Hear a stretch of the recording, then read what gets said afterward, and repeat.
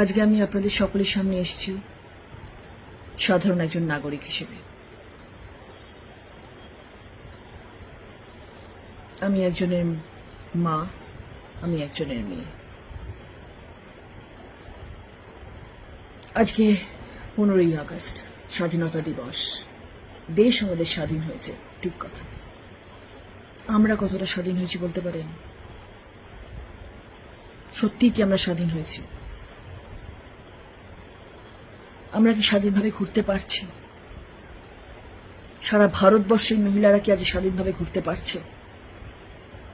দিল্লি, মধ্যপ্রদেশ, উত্তরপ্রদেশ, মণিপুর, একটার পর একটা ঘটনা, একটার পর একটা ঘটনা।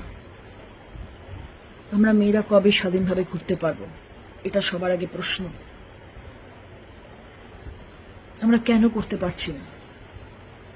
আজকে আমাদের কলকাতা শহরের আরজিকরের এই ঘটনা অত্যন্ত নিন্দনীয়। ভাষায় প্রকাশ করা যায় না, মুখে আনা যায় না যা ঘটেছে। আমরা প্রতিবাদের সুর তুলেছি, আমরা আওয়াজ তুলেছি, আমরা রাস্তায় হাঁটছি, আমি আপনাদের সাথে আছি।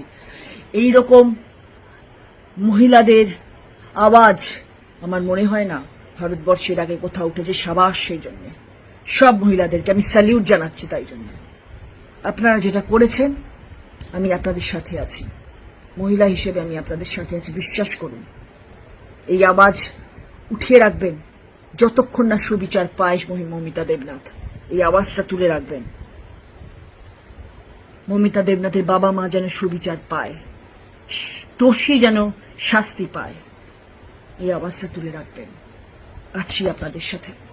মনে হচ্ছে যে আমি বাড়িতে ঠিক করে পৌঁছবো তো, আমি বাড়িতে ঠিক করে পৌঁছতে পারবো তো? কেন হবে বলুন তো? এটা কেন হবে? মাথা উঁচু করে বাঁচবো, মাথা উঁচু করে চলবো। আমি একজনের